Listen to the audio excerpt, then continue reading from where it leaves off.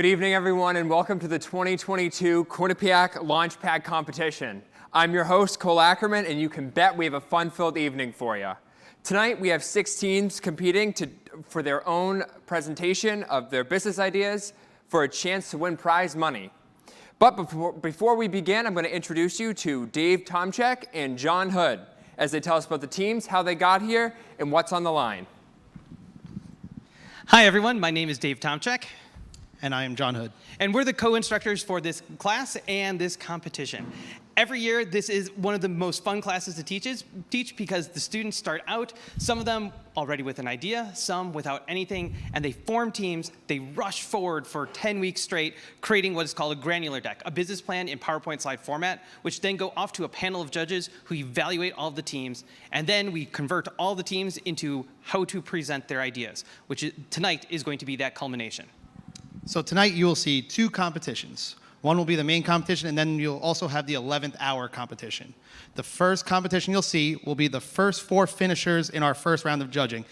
This was probably our closest year yet in terms of actual score. So again, all 6 teams will be presenting. In the main competition, we'll have 4 teams, and in the 11th hour competition, we'll have 2 teams. And then at the end, we'll have a fan vote where you'll have a chance to vote for all 6 teams. And now I'll pass it over to Cole to describe the competition. Thank you, guys. All right, so let's get this started. We have some big prizes on the line tonight. And before we begin, we're going to go over the rules for tonight. Starting with our pitch, the original competition, each of the teams have 7 minutes to present and 3 minutes for a judge's Q&A session, followed by 1 minute for audience to ask their questions from the chat. Then, for our second, when that begins, the judges are going to take that time during the 20 minutes to deliberate. During this time, our 11th hour competition teams were going to present. Here, the 2 teams will have 7 minutes to present, followed by 3 minutes of Q&A. And then the audience will vote for the 11th hour competition and the audience favorite, which all the teams will be participating in. The audience favorite is the audience's favorite business among all competitors. All right, and now let's introduce our judges for tonight. To start, we have Holly Rader, the Dean of the School of Business. Good evening. Next, we have Callum Griffith, an entrepreneur. Hi, everyone. We also have Oscar Gins, a graduate and entrepreneur. Good evening. Followed by Dana Kaspersky, another graduate and entrepreneur. Hello. And last but not least, Jordan Liu, investment analyst for CT Innovations. Hello. All right, and now, without further ado, let's get our first team going. Please introduce S.H.E.D.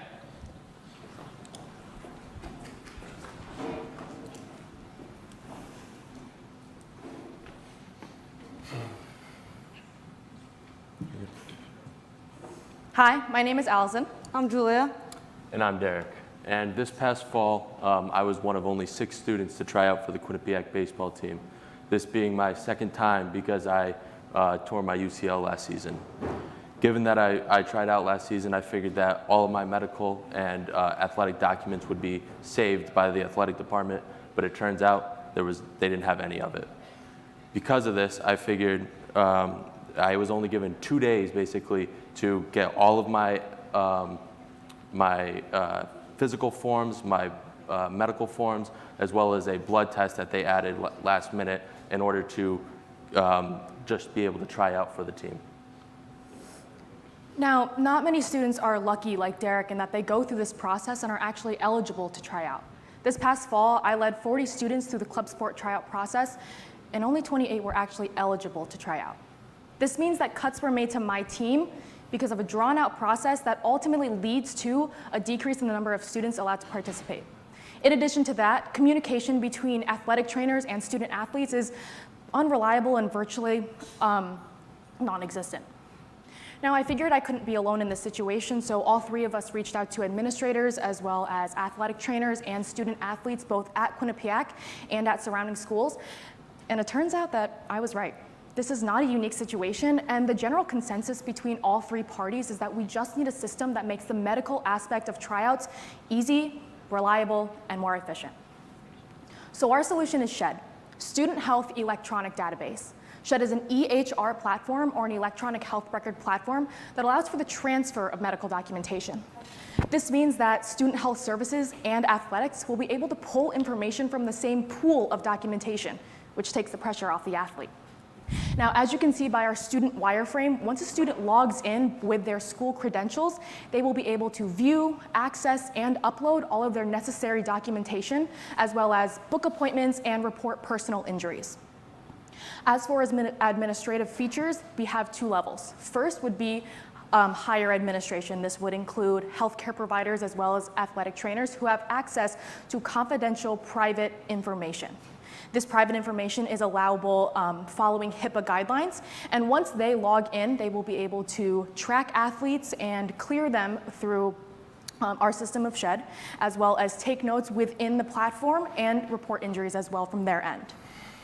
As for lower administration, this would include student leaders as well as coaches who do not have access to this confidential information. What they do have access to is a list of their own rosters to be able to see who and who has not uploaded their necessary information. Now, when dealing with private documentation such as health records, you have to make sure that you're using safety and compliance, specifically HIPAA compliance. And so with that, we plan to work with a cybersecurity company called Atlantic.net. Basically, they are a 25-year-old program or company that has not been breached yet since their original startup. They allow us, they're a cloud-based storage system that allows us to upload whatever private documentation that we need to, and at the same time pull it down. At the same time, we have to take into account things like user accessibility on our side, so dealing with things like proper role placement for ATs, coaches, and administration is on our part, just in case of any type of breach. We're going to be targeting smaller colleges and universities with an average enrollment size of about 10,000 students, as well as private and boarding high schools in the Connecticut area that have a sports program and could utilize an EHR platform.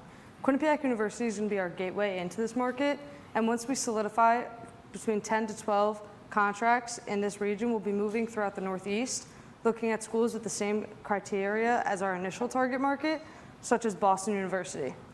Our 5-year plan is going to be to move down the East Coast and look at schools of all sizes to expand our business as much as possible, looking at schools like University of Tampa and University of South Carolina that range between 10,000 to 26,000 students. Sportswear Online is going to be our biggest competitor in this market. They service around 4 million students nationwide, and they recently partnered with Magnus Health that services 300 schools nationwide. Because of our personal experience with Sportswear Online, we averaged that about 30% of students are going to run into the same problem as Derek and ultimately not be able to try out for their sport. Both of these platforms are also known to be very slow and not very user-friendly.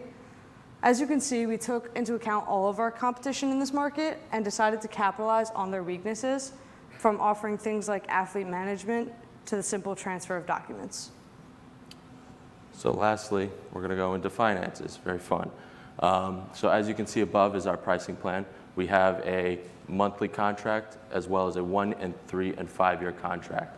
Our monthly contract is $1,800 a month, and as you expand to a longer contract, it goes down by $200 at a monthly cost. Just to be sure, we are stating that if you go for a larger yearly contract, a 1, 3, or 5 year contract, then we're getting that money up front.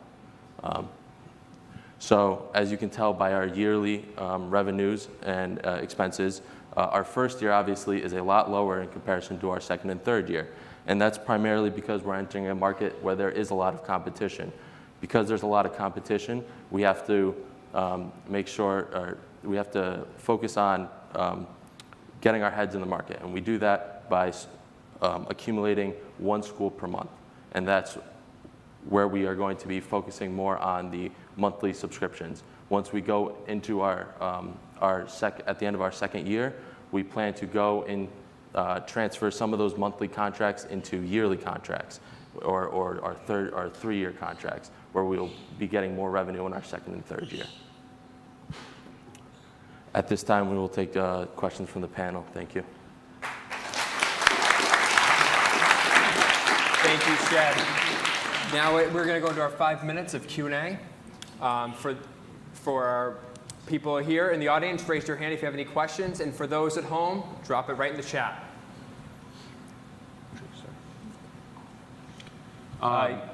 Yes, Oscar, you first. Okay. Regarding the HIPAA policy that you were referring to, how are you taking no responsibility as a company for the HIPAA? So obviously we're outsourcing to a company, like I said, Atlantic.net. And like I said, they have not been breached before.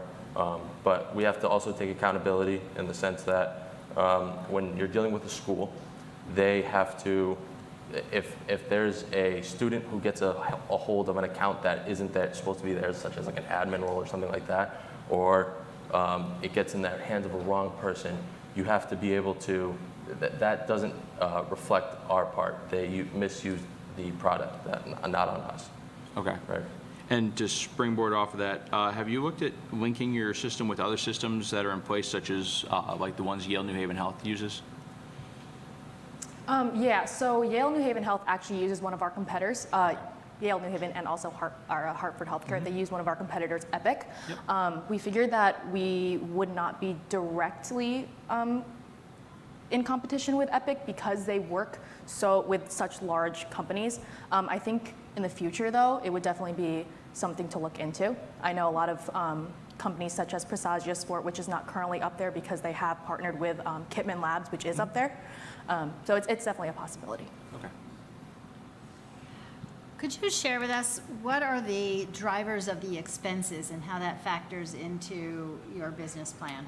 Yeah, so one of our larger things is obviously going to be developers for creating the app, but the other things are, like I said, paying for Atlantic.net, which is around with the cloud-based storage system and the cybersecurity network as well. It's around $2,000 a year. Not only that, we have to pay for. I think that's the main things that we have to pay for is development and cybersecurity and HIPAA compliance. So is your plan to, this is anticipating that the competitors like Epic are already in place at many of these schools. Is your plan to build what might ultimately be a module that they would buy out? So you're launching essentially to get bought out, not to scale and grow on an ongoing basis? Yeah, so our exit strategy is ultimately to sell the company and be bought out by one of the bigger companies. Since we're offering different channels of revenue than other companies are, we're going to be a large threat to them. So they are going to look at us to try and buy us out. Since we're also starting small, we're new to the market, so we don't have as many clients, but we're still a big threat because we can expand quickly with all the things that we're offering. All right, and now some questions from the audience.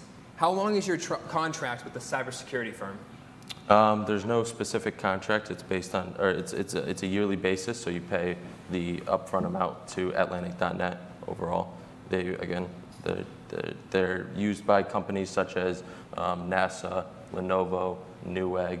A bunch of these like big companies are already part of them. So all you really have to do is get a consultation, and with a startup business, it's around $2,000. And how much of your budget is marketing expense, and do you anticipate to digitally market? So for our marketing, we're going to mainly be doing door-to-door marketing to start, getting our foot in the door with schools. That's why Quinnipiac's our gateway, because we can use that to network into other channels. All right, great. Thank you so much, Shed. Thank you. All right, now it is time for our second team, MemoryBank.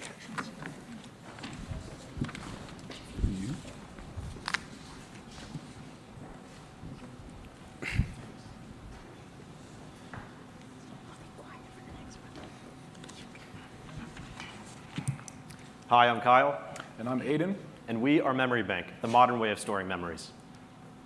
So the last thing that you want to encounter on your wedding day is to not be able to fully capture or preserve your moments. We hear too many horror stories of inconsistent photographers, for example, leading to bad quality.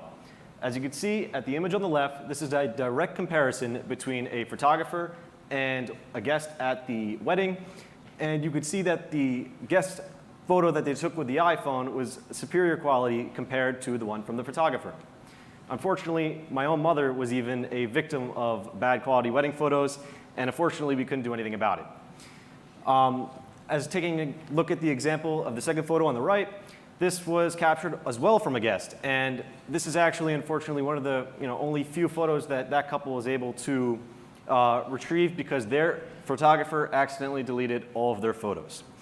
So, we noticed that basically based on this stuff, that guests at an event end up taking a lot of photos, a lot of videos, and sometimes the couples don't even get to end up seeing them. So this is why we wanted to sort of create something that was able to organize, effectively display event media and make it easy to share amongst everyone. So this is why we wanted to create MemoryBank. So what is MemoryBank? MemoryBank is a digital collaborative time capsule that is hosted right on the cloud. It basically works as the attendees show up to a wedding. On every single table, there'll be a place card. And on that place card, there'll be a QR code. You could simply scan it to be able to upload any event media that you have. Moving forward, based on this, we have a 3-tier pricing model that ranges from $4.99 to $9.99, depending on the features that you want to include, such as place card customization, adding cloud storage, or even ordering a physical album, which transports what's on the digital page and brings it into the physical form, which will be shipped to you. So how does it work? Well, here at MemoryBank, we have, again, the place card system, which will be set up at every single table. They'll be able to scan the QR code that is on the digital experience to upload any photos, videos, text submissions, or even comments on other people's posts. So when the couple purchases a package from MemoryBank, they will be sent a given set of instructions of how to set things up. The place cards will be shipped to them, and on those place cards will be the QR code that was automatically generated from our system so that they could access it. Now, this sort of creates an inclusive and collaborative experience that allows everyone to feel like they could be a part of something. And this will eventually lead to an unforgettable day. And for the record, Aiden and I have actually created a live demo that is actually active today. So leading to our target market, we find that couples between the ages of 20 to 40 years old are most likely to get married. Coincidentally, the same age group actually utilizes cloud technology today. So we found that this is not only, we find that it's actually validating our business idea and that it is a feasible business. Moving to our second target market, we choose on reaching out to wedding photographers and planners because we want to offer a wholesale program that will discount all of our packages by 50%. This will allow them to be able to make money, but also significantly benefit us because we will have access to their clientele, which will exponentially grow our business. So while MemoryBank serves a specific and unique purpose, we do have competitors in the market, such as companies like Google Drive, Dropbox, and Microsoft OneDrive, which allow people to upload videos and photos and share them, or other companies like Instagram and Facebook, which allow people to share very easily. Yet MemoryBank differentiates itself between these two by having a large database in which you can store all of your photos in, and you can also share them very easily with the click of a button. Next slide. Our target market will be local Connecticut wedding photographers and wedding planners. We want to collaborate our service with theirs so that they can promote our company and benefit themselves. We also plan on working with YouTubers and TikTokers to try and promote our service to their fan base. And as well, we're offering a referral program so that people that use our referral code will get a $100 bonus if they complete a sale. For our backend, we're going to be using AWS. This is because you can store the most data for the cheapest price. And we also plan on partnering with Vistaprint because they offer the most customizability with their cards, and they have the best, most reliable customer service. So for our financial section, we plan on hitting at the 1-month mark a total of $17,000 of income. And at the end of the first year, we hope to achieve $270,000 with approximately 270 customers. Why we get such high revenue is because our cost of startup is very low. Since we are a software-based company, we don't have to physically own a location. It can all just be run in the cloud. So most of our costs will come with hosting the database, hosting the site, and just general customer service. And Thank you. yeah. And if you have a place card, feel free, turn it around and scan the QR code to contribute to our first Memory Bank. And if you don't have one, you can just go to memorybank.cloud to upload all photos and videos that you take tonight. Thank you. All right, thank you, MemoryBank, for your presentation. Now we're going to begin our Q&A session with the judges panel. So, Dana. how does the platform prevent people from taking bad pictures? So I could take that. So the couple can manage all these pictures, and we hope to eventually implement AI that can target these pictures that may be bad. Like Facebook and Instagram have plenty of AI that will detect threats, let's say. And we hope to implement that in the future. Right now we currently don't have it since it's just a working demo. But this will be preventable, and the couple will also be able to cancel out these pictures and delete certain pictures that they don't like. So the core feature of it is just image sharing, not making the pictures better, right?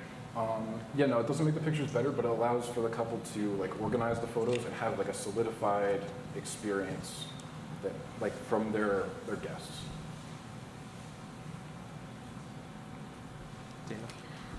Do you have plans to market this outside of wedding events? Yeah, I could take that. So, yeah, we do actually end up, we want to start with weddings as a beginning to further develop our business, iron out anything that's wrong, and then we will continue to expand into other markets, maybe birthday parties, anything sort of like that.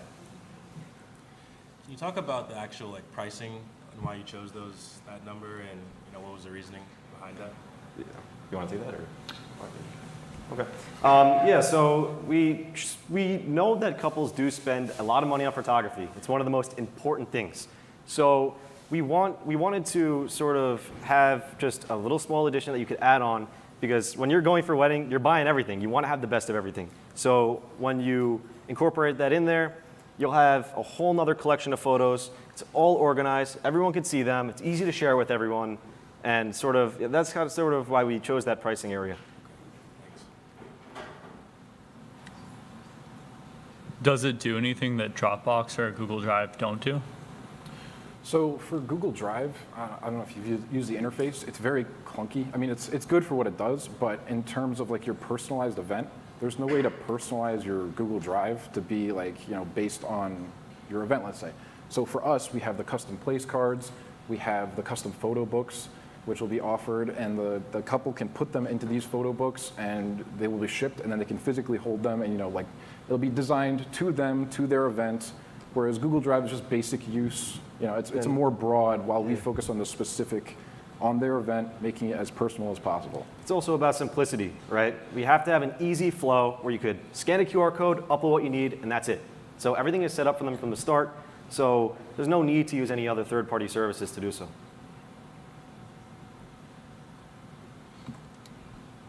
All right, and now if there's any questions from the audience, don't forget to drop them in the chat.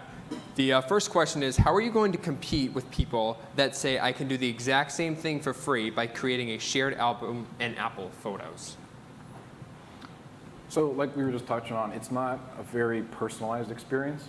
So while you can do that, you'd have to share the link with every person in at the event, and then they would upload these photos, and you would get them in just this big jumbled mess. And I don't know, it's not as personable as our experience, whereas you get these place cards, you would scan it, and you would upload it there at the event, no other steps required, and then the couple can look at these photos and make that photo album from them afterwards. And is there a camera function when you use MemoryBank, similar to Instagram's? Yep, yeah, so it will access your camera right away. If you just push the plus button, it'll bring up your camera, and you can take a picture right there on the spot and upload it right away. All right, great job, MemoryBank. Thank you so much. Thank you. All right, for our third group, up next, we have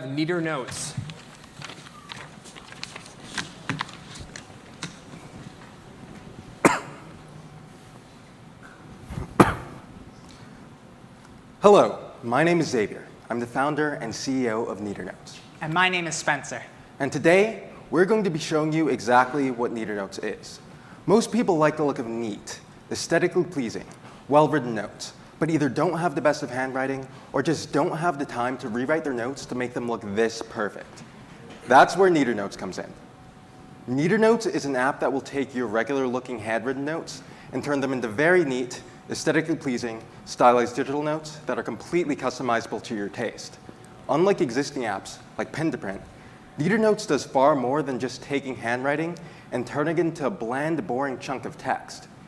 That may be useful for turning a written essay into a Word document, but it's really not that useful for improving the organization or aesthetic appeal of your notes. As you can see with my notes here, the writing in red at the bottom right of the page isn't transcribed properly, instead becoming black left-aligned text, and the graph isn't even recognized.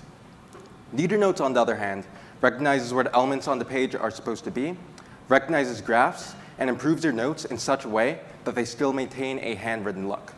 Our primary target demographic is college students, and college students have shown a great deal of enthusiasm around this app, as after surveying over 180 of them in a comprehensive 47-question survey, we found that 35% of respondents were extremely likely to use the app, 28% were likely, and almost 13% were somewhat likely. This means that in total, 77% of our target demographic is interested in NeaterNotes, and the results are skewed towards them being extremely likely to use it. This also means that in the US alone, we have a total addressable market of 12.8 million individuals. Our secondary target demographic is business professionals, as after pitches like this one, many have come up to me and told me that an app like this would also be useful for them, since they are often required to take notes during meetings and while working in teams. I'll leave it to Spencer to further explain why so many people are interested in NeaterNotes. One of the worst parts about taking your notes by hand is that with all your writing spread across various pages of notebooks, loose sheets of paper, it can be very easy to lose track of important information. The solution to this may appear to be typing your notes. However, studies such as one that was published in the Journal of Writing Research show us that when you write something down, you can remember it a lot easier than if you were to type it. This is exactly why NeaterNotes is such a brilliant and useful tool. Using it, you can write your notes by hand, allowing for superior memorization. And then you need only take out the NeaterNotes app, scan what you wrote, and they can be accessed from your phone anytime, anywhere, no need to worry about losing them. Additionally, thanks to NeaterNotes' sharing function, these new, more legible notes can be easily shared among members of a team. Regarding our business model, NeaterNotes will have several revenue streams. Upon downloading the app, users will be happy to find that they are able to do so for free and that it comes without ads. Once it's installed, they will receive 5 customization packages and 4 Neater notebooks. Customization packages change the various elements of the way your notes look, such as the handwriting style, titles, headings, banners, bullets, highlighter marks. Neater notebooks simply store information in a format that's superior to a physical one, allowing you to swap around pages, move around elements on the page, change the information, and change the look of your notes at any time. NeaterNotes can purchase additional customization packages on the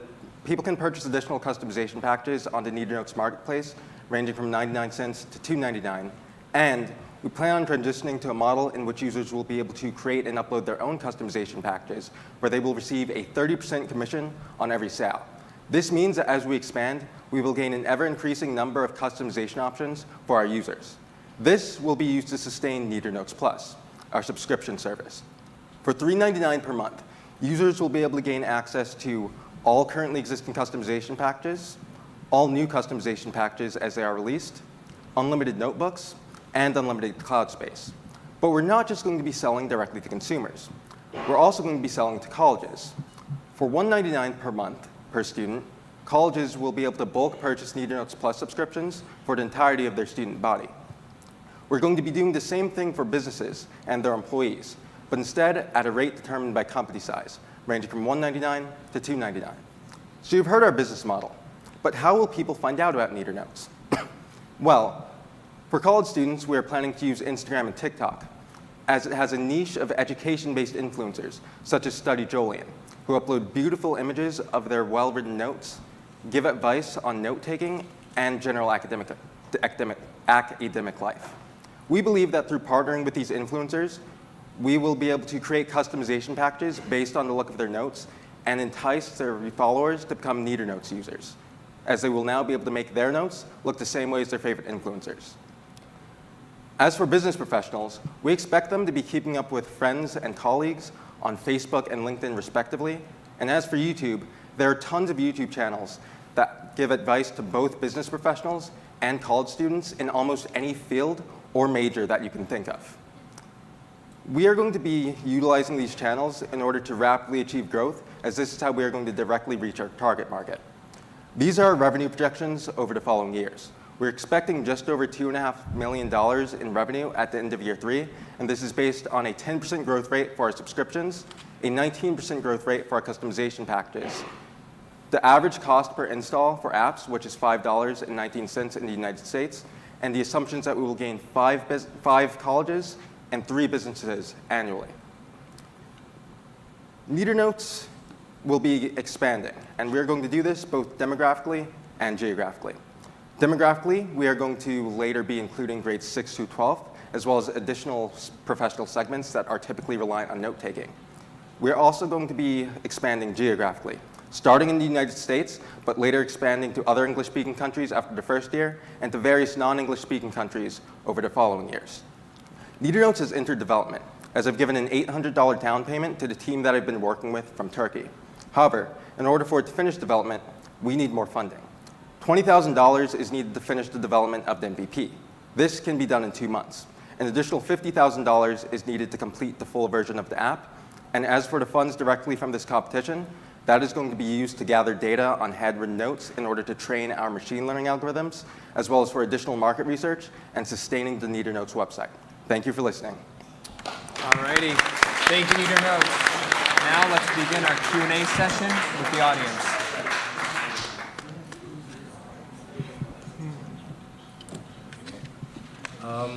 No, good presentation. I guess the obvious question is, some people have terrible handwriting. So in that situation where it can't pick up good amounts of, notes, what are you expecting to happen?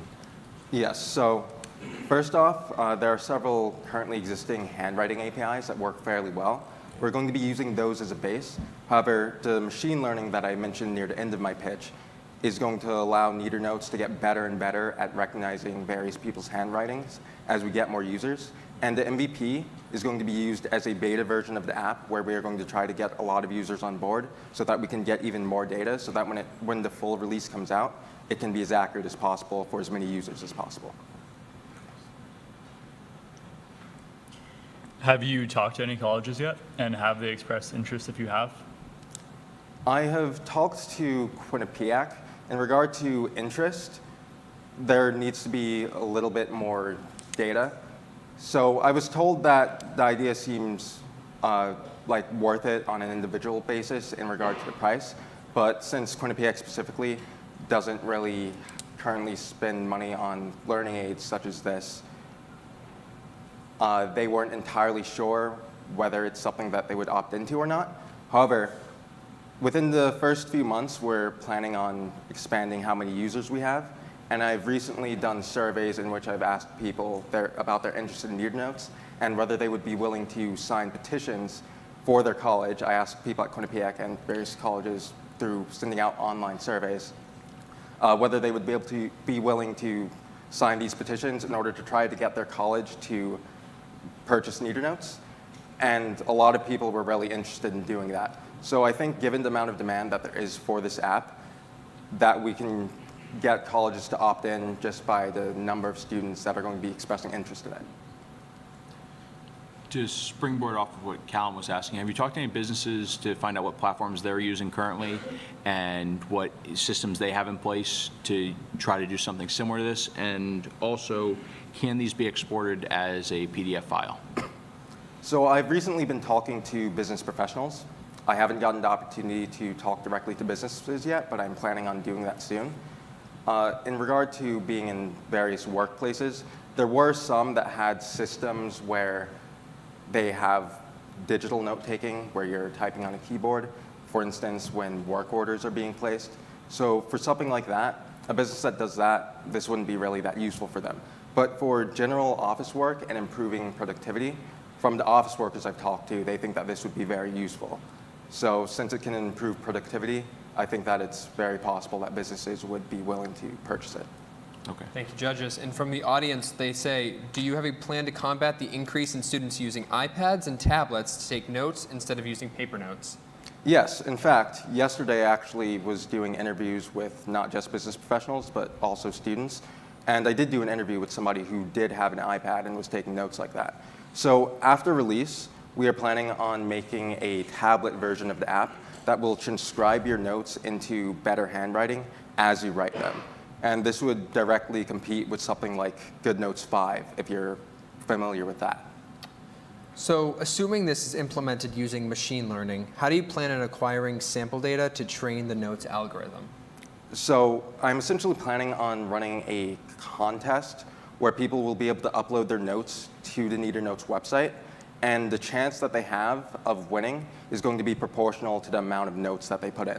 So the more notes they put in, the higher chance they have of winning, let's say, $1,000. And I would probably have multiple prizes for that, so it's not just going to be one winner, and more people are going to be more likely to enter. All right, thank you so much, NeaterNotes. And now it's time for our fourth group, Twoothie.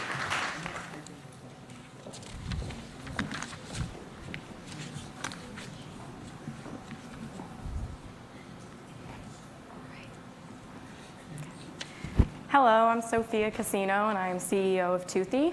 Hi, I'm Emily Kane. I'm the COO and CFO of Twoothie. I'm Serena Milicu, and I'm the Chief Branding Officer for Twoothie. For the last 7 years, I've worked as a babysitter, and throughout those years, I've worked for several different families. And I found a common problem among all the families, and that came to when it comes to children brushing their teeth. No child that I babysat liked to brush their teeth, especially this one girl, Kaylee. She's 7 years old, and she refused to brush her teeth. She felt like it was a chore, like making her bed, and she said that it took too long. So that inspired Twoothie. Twoothie is a double-sided toothbrush with a tongue scraper attached at the other end. The double-sided bristles allow children to brush their top and bottom teeth at the same time while cutting the amount of time in half. And the tongue scraper is there because I noticed that not a single bathroom in the house had a tongue scraper, and no children were even aware of what a tongue scraper was. So we worked with engineers from Quinnipiac University to help develop our first prototype of Twoothie. And our first prototype, the tongue scraper, it's not as rounded as we would like, so our future prototype will have a more rounded tongue scraper and less plastic to ensure a deeper clean. And our original prototype had bristles that were all the same length, but it has been recommended by dentists that we slant our bristles in order to have it fit comfortably in a child's mouth while effectively cleaning their molars. So not only does Twoothie cut the amount of toothbrushing time in half, but we also provided a Twoothie kit that comes with toothpaste, floss, and an instruction manual that teaches children how to use the dental tools, and it all comes in a plastic reusable bag that children can take wherever they go. Our target market is parents with children between the ages of 3 and 8, as well as dentists with patients between the ages of 3 and 8. And these children do not like brushing their teeth. Our 3 main competitors at the moment are Crest, Oral-B, and Colgate. And as you can see, none of these products offer double-sided bristles or a tongue scraper. And our product is currently priced at $16, and as you can see, most of the brands are priced lower than us. However, we incorporate an educational learning brand for children to help them. We provide an educational aspect into our business, which compensates for the higher price. So we are dividing our marketing into 3 phases. Phase 1 is our pre-launch phase. It'll focus fairly much on Fairfield County. We will go to dentists all over Fairfield County and sell to them our kits in bulk so they can hand our kits out as free samples to their patients. In phase 2, that is after launching, and that is when we launch nationally. We will go to dentist offices all over the United States, as well as dental conferences, and pitch our brush to them, as well as we will start selling online on our website. And in our final phase, phase 3, that's when we'll start selling to retailers that are third party, such as Walgreens, CVS, Target, you name it. We've created 3 characters in order to help children enjoy brushing their teeth more. Our first character is Play-Doh the Panda. He represents our mint flavor. And our second character is Oscar the Octopus, who represents our bubblegum flavor. And our third character is Sam the Sloth, who represents our cherry flavor, because sloths are known to like to eat cherries, pandas like to chew on mint, and octopus are in the water, so bubbles.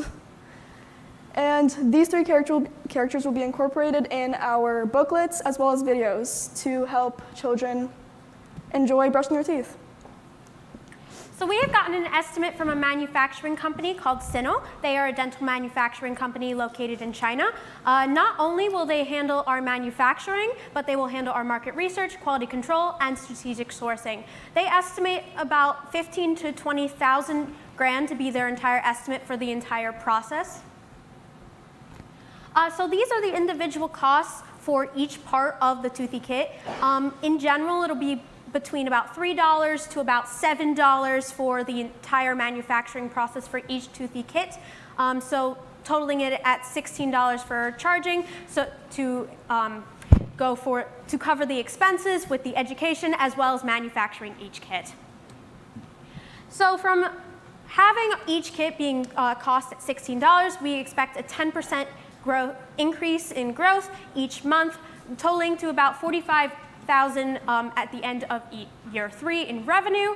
From this, we will, and especially in month 3. In month 3, we will expect that people will start repurchasing the kits as the brush, as any other toothbrush you own, will start growing bacteria and won't be able to be usable in a child's mouth. So they'll have to repurchase the whole kit at that time. So from repurchases as well as growing our business and having dentist sampling, we expect a growth in revenue. We are asking for a $15,000 investment in order to start with the manufacturing process and work with our and continue our relationship with S.H.E.D. Thank you so much. Do you have any questions? Thank you, Twoothie. Hear from our judges. I'll go first. Yeah. Sounds like one of the challenges you're going to have is the price point, and have you thought or modeled out different ways of maybe unbundling and offering some of the components a la carte so that you can be at a price point that's more competitive with the existing products? We have experimented with just using the selling the brush individually. At that point, you would probably be able to get a cheaper option of toothpaste and floss with another company, so by using our competitors. So we could just sell our brush individually, but I think also providing the instruction manual for how to use our brush specifically would be a great idea, because it does have simple instructions for how to use each step in the oral care hygiene, which will increase children's oral care hygiene. Because I know when I was a little kid, my oral care hygiene was terrible, and I would have really benefited from instructions like that. Thank you. Question here. So you mentioned that they would have to replace these brushes after about 6 months? 3 months. 3 months. Do you have a strategy for reaching those customers for the repurchase orders? We do plan on as I did not mention this in our marketing, but we do plan on advertising online and making sure that our website is out and known. There is a QR code on the instruction manual that will lead directly to our website. So not only will they get educational videos and demonstrations on our website, but they'll also be able to repurchase our kit on our website. So they'll be able to have the whole access to our entire brand from that instruction manual. Thank you. What survey data did you get back from dentists, hygienists, and parents when you pushed this out to them?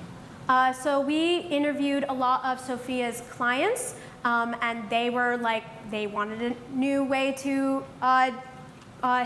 they wanted a way to make brushing more cohesive with their children, and they were lacking some dental knowledge in that aspect. I actually took the brush to my dentist directly, and my dentist was the one who recommended the majority of the changes that we implement to make in our next prototype design. And he was very interested in selling and using the brush and learning what our prototype would eventually become. What's the age range for children to use this? 3 to 8.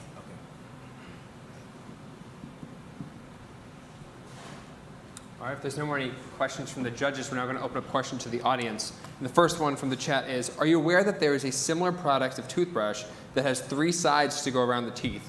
How will your product compete with this other toothbrush? Yes, I am aware of that. My dentist made me aware of that particular brush.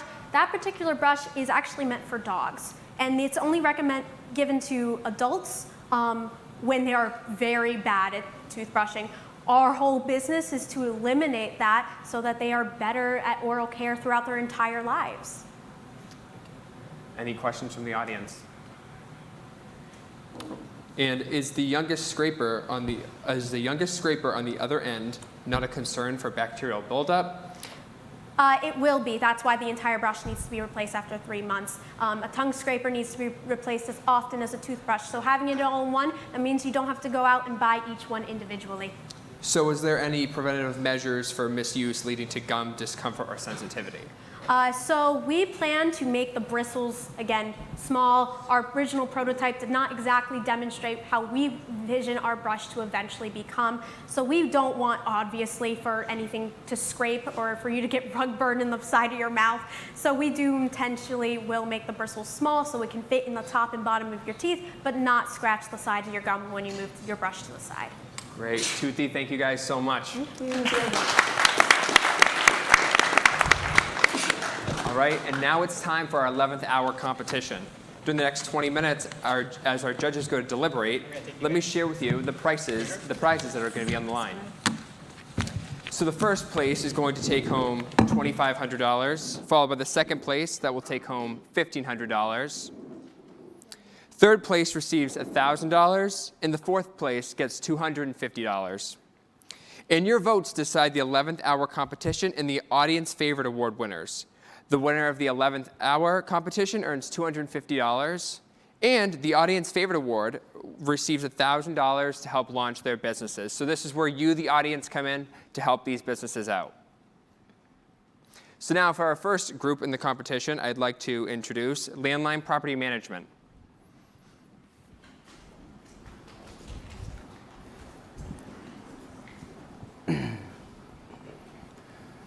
Hello, I'm Aiden Murray, and I'm one of the co-founders of Landline Property Management. I'm Nick Bischoff, and I'm another co-founder of Landline Property Management. So the problem that we discovered was right as I got to Quinnipiac this past semester, I walked into my house kind of knowing what I was going for, but I didn't really know that 2 of my roommates were going to be living directly in our living room. And then come to find out 2 weeks later, our roommates are still living in our living room because our landlord won't open up their door to their room. I come out to my kitchen to see the couch, $500 couch sitting in the pouring rain outside of our garage. And we kept texting our landlord, hey, what's the deal with the couch? It's $500, will you let us keep it in the garage? And so I just thought, like, throughout that time, there's gotta be a way where, like, we can never put a situation and put kids into this situation again. So I thought about creating Landline Property Management, and that's what we... So what is Landline Property Management? Landline Property Management is a digital service that allows you to streamline all aspects of renting and maintaining a home. Whether or not you're a tenant or a landlord or a contractor, our service will provide everything that you need to make sure that your job's as easy as possible. So really, what is it? It's gonna be an app where you're going to log in, and there's going to be 3 sections for the app, whether you're going to be the tenant, or whether you're going to be the landlord, or whether you're going to be the construction contractor. When you log in for the tenant, you're going to be able to log in, see a dashboard, create your own profile, get connected with your landlord who's on the app as well, and you're going to be able to pay every single thing through your app. No more Venmo, running around, grabbing your friends, trying to get that one payment to your landlord.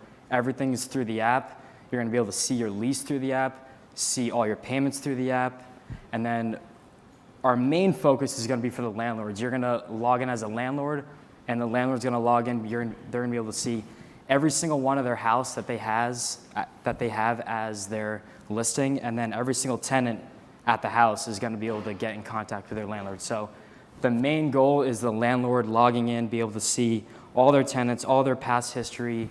Nothing will get lost. And then for contractors, it's kind of different. It's kind of working with the tenants and the landlords. You can recommend a contractor. Your tenant can recommend, the landlord can recommend a contractor to your house. So it's kind of a tight-knit community, but it's protected, and it's going to be run by Aiden and I, so we know it's going to be secure. So our target market, obviously me and Nicholas are both Quinnipiac students here living in Hamden, Connecticut. So our initial target market is going to be to reach out to as many landlords in the Hamden area as we can.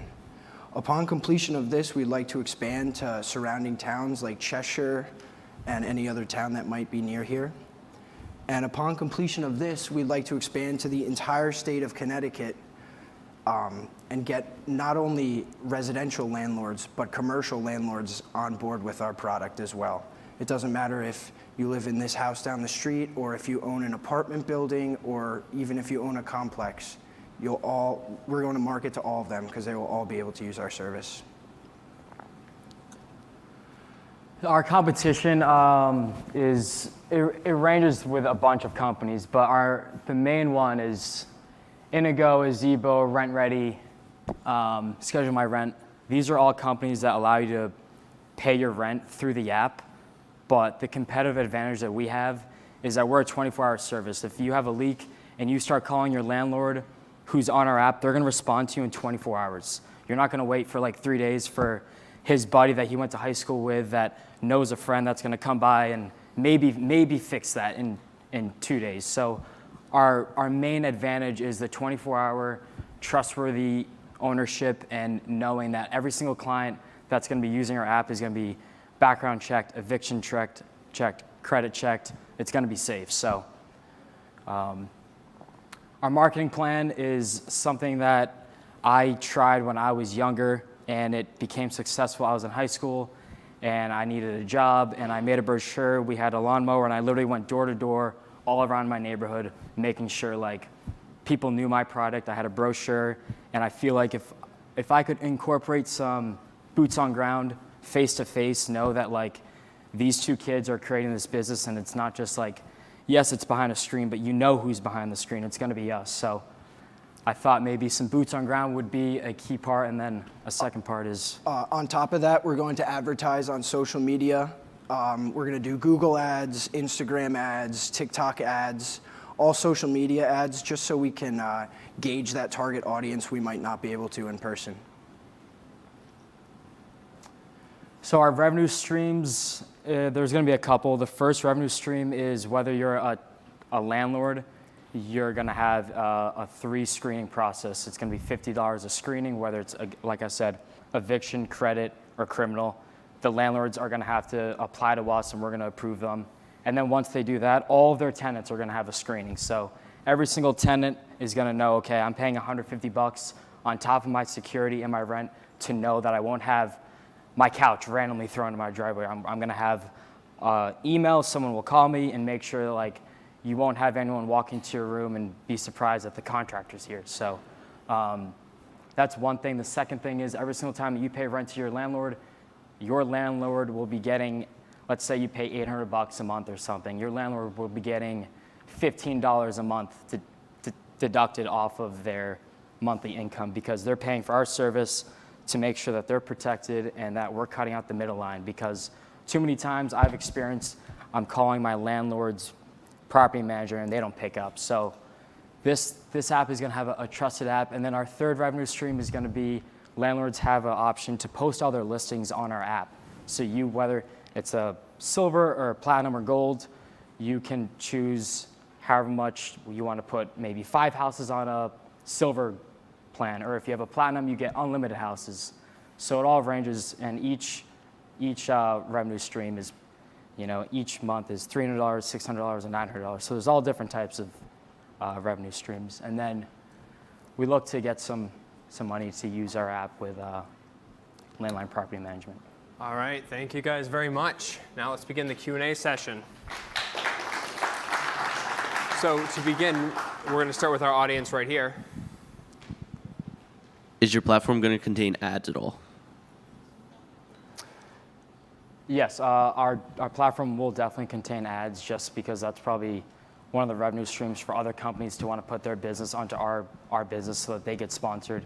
And I think as the word of mouth comes around, like it could eventually pick up. So I feel like those revenue or those ads is going to be so worth it to spend your money on for an ad. And who knows who could see that, because the ads are crazy. Google ads, Facebook ads, Instagram. You see it now, Instagram has so many ads. And from the chat online, what is the benefit to using this platform as a landlord? Many landlords may not want to join this if they are not trained on the platform. So how user-friendly is this? So it is extremely user-friendly. Landlords might want to use our service because they will no longer have to directly contact their tenants. They can go straight through us, right? Yeah, and pick up on these landlords won't be getting 10 calls from one kid in 5 minutes like we've experienced calling our landlords for a leak in the roof that's leaking through their wood in their house, that's rotting their house out. So I think what landlords would take out of this is like they're going to have a trusted contractor, trusted tenants, and they're going to feel good about all these people living in their house, because if they trash it, they're going to know what their repercussions is, and you're also going to lose your whole entire security. So I think this is a good benefit for landlords to not have all their clients calling them at all times. They're going to have Landline Property Management answering all the phones at all times, creating no problems for them. So that's how landlords are going to be helped out by our app. And now we have a question from the audience. To get the app up and running, do you know, like on average, how much you're going to need? We're definitely going to need more than $15,000. I think $15,000 would be a great start for us. I think as we build capital and get the word out, I think eventually it's going to be surpass maybe $50,000 plus for the app. And as time goes on, we'll invest more into it and make it more the majority of our funds would be given to a coder so that they could instantly start coding and making this website/app available as soon as possible. All right, and another from the online chat. How will the two of you manage this platform as it grows? If it grows big enough, how can you guarantee that you have both eyes on these communications? I think as it would grow, I think over time we would understand the platform of how big it's going to get and the volume of people that are going to have to answer phones. And I think over like a year, I think we could manage it. I don't know what the year after that would bring. I'm sure we would have to hire some people to help us grow. But in the meantime, I think we would love all the attention and calls and trying to help people. All right, well, thank you, Landline Property Management. Thank you. Thank you. Of course. Alrighty, now let's go to our next group. We have Achieving Success.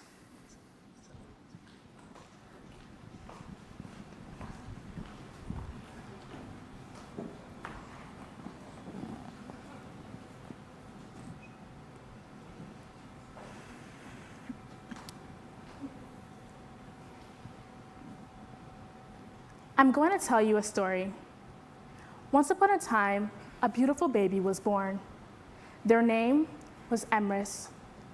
Emrys had nothing but potential. As they aged, that potential got smaller. Each year spent under the poverty line afforded them less opportunities. By the time Emrys reaches high school, the cycle of poverty had already written their story. They were 3 times more likely to develop anxiety and depression, 3 times more likely to drop out, and thus 3 times more likely to enter the cycle of poverty for 3 more generations. What would you do if your story was written for you? I'm Patrina Robinson, founder of Achieving Success. I'm Ryante Pittman. And I'm Corinne Clark. And we want to help students like Emrys rewrite their stories, master their destinies, and create generational success. Achieving Success educates, guides, and empowers students using the 3 keys to success: social emotional learning, life improvement skills, and self-energized success systems. Social emotional learning in the form of interactive lessons that help them define who they are. Life improvement skills in the form of projects that help them decide what they want. And self-energized success systems through our success coaching that help them achieve their goals. Behind us, you will see designs for our mock-up progressive web app that our students will use when they join our academy.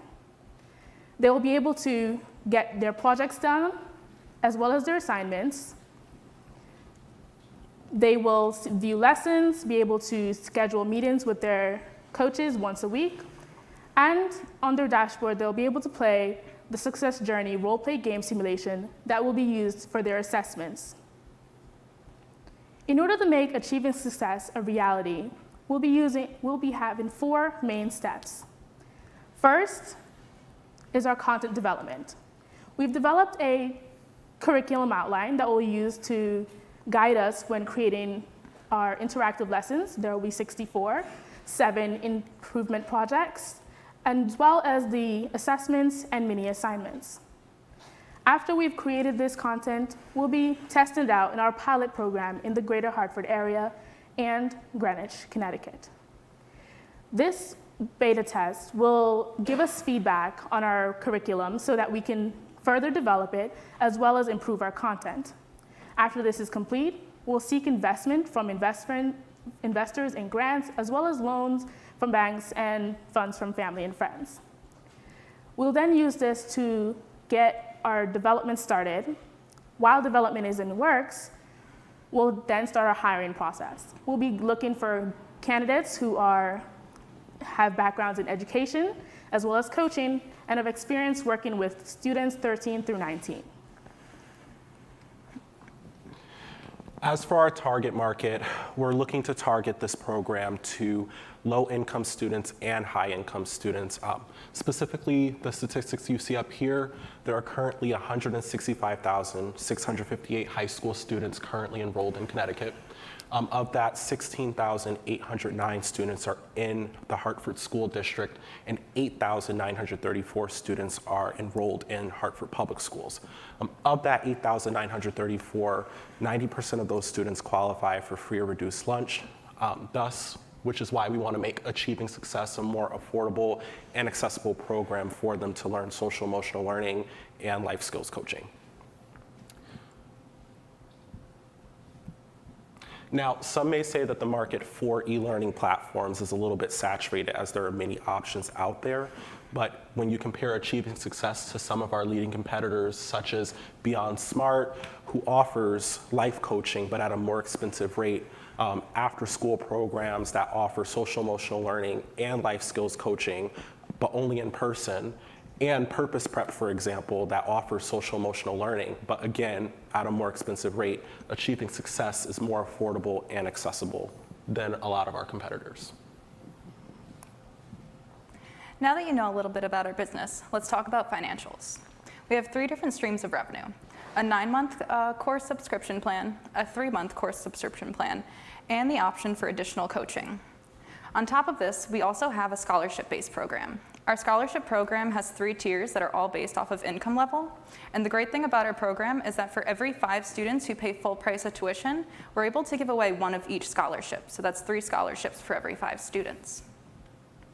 To start up, we're going to need about $133,000. This may seem like a lot. However, most of this is going to be going towards most of these are one-time payments going towards website design and software development. After this, our expenses are going to be relatively low. We're projected to start off with 96 students in our first month of operation, but with a projected growth rate of 5% on average, we're expected to break even during month 6 of operation. As I said, we're going to need an initial investment of $133,000. Most of this is going to come from ourselves. We're also going to be getting loans and getting donations from friends and family, but we're also asking an investor to join on for $30,000. Thank you.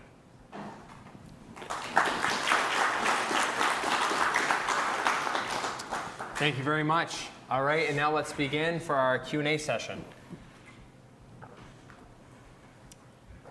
All right, from online, are any individualized paths for students when they begin lessons?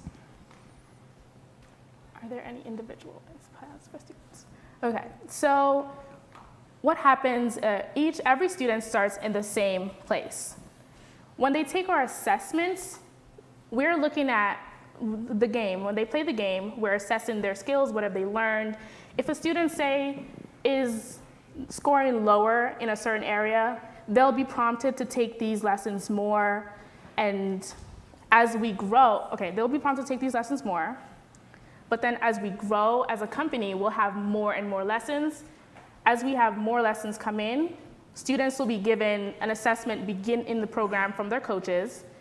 When we assess them in the beginning, they'll be prompted to take a certain set of courses, because the 64 is the limit, but say we have 100 courses. Two different students might be getting 2 different 64 courses based on what they need from the assessments that the coach is given.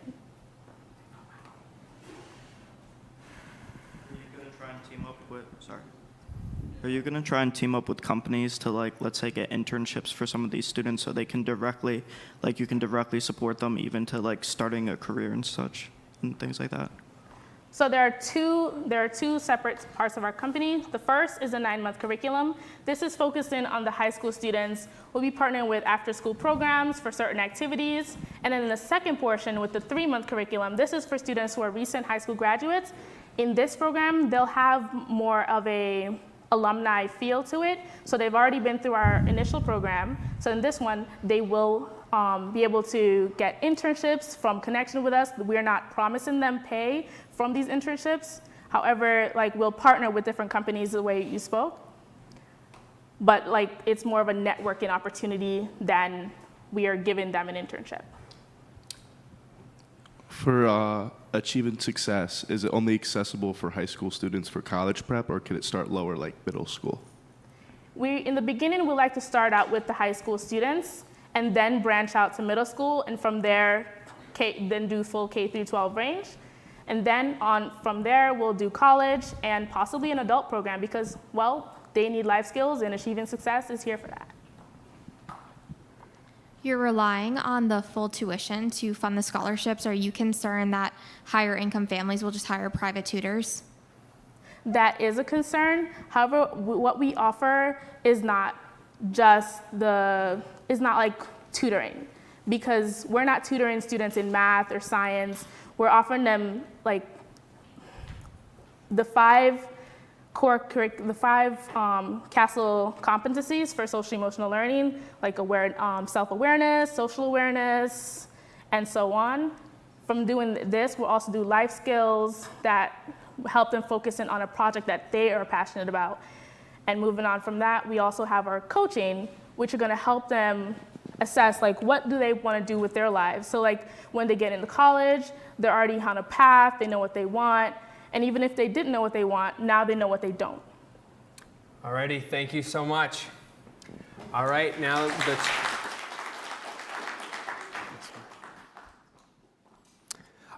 it's time for you, the audience, to cast your vote. In the chat, you're going to notice a link that will bring you to a voting page. Between the two, so who do you think will be the winner of the 11th hour competition? Between the two teams, Landline Property Management and Achieving Success. You will decide who will be taking home the $250 today, as well as you will be voting for the Audience Favorite Award, which is between all of the 6 teams you will vote on who gets to take home the $1,000. With only a short amount of time left, make sure to get those votes in, everybody. Their future depends on you. Again, for a reminder, the teams that we had today are Team 1, S.H.E.D, Team 2, MemoryBank, Team 3, NeaterNotes, Team 4, Twoothie, Team 5, Landline Property Management, and Team 6, Achieving Success. We have 30 seconds left. Cast your votes. The link is in the chat online from the live stream.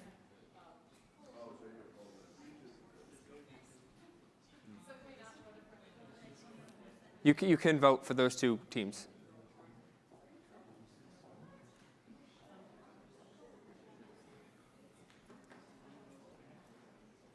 Alrighty, and now we're going to welcome back the teams to the stages. All right. To start, we'll be reintroducing S.H.E.D, followed by NeaterNotes,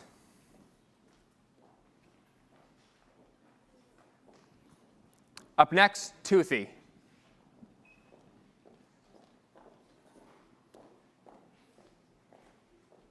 and now MemoryBank,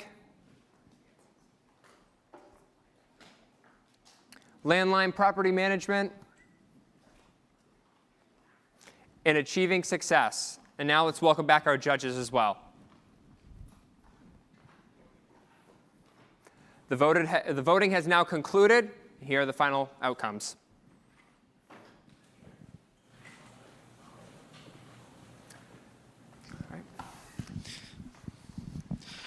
Just before we announce all the winners, we want to invite everyone that next fall, ENT 290, this class, will be taking place once again, and it will now be open to the entire university, no matter what major you have. And I speak for Dave and myself when we are really excited to start bringing in more diverse ideas from all walks of life here at Quinnipiac. Dave, announce the winners. So it was a really tough time for the judges to figure things out. They went up to the very last minute trying to decide everything. But I'm going to first start out with our audience for the 11th hour. For the 11th hour, the winner based off of the audience vote is Landline Property Management.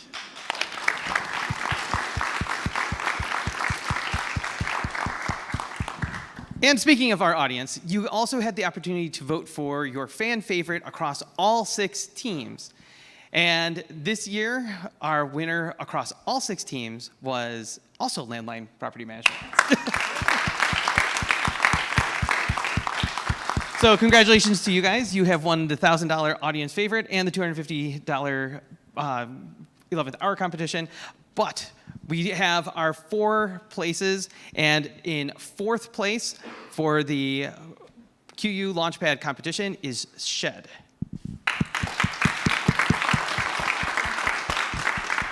Next, at 3rd place, we have NeaterNotes.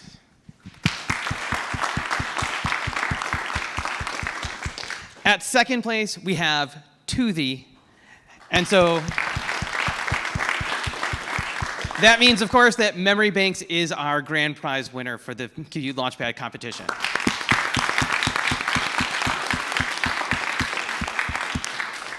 So congratulations to all of our teams, and I'm going to hand it off to Cole to wrap things up.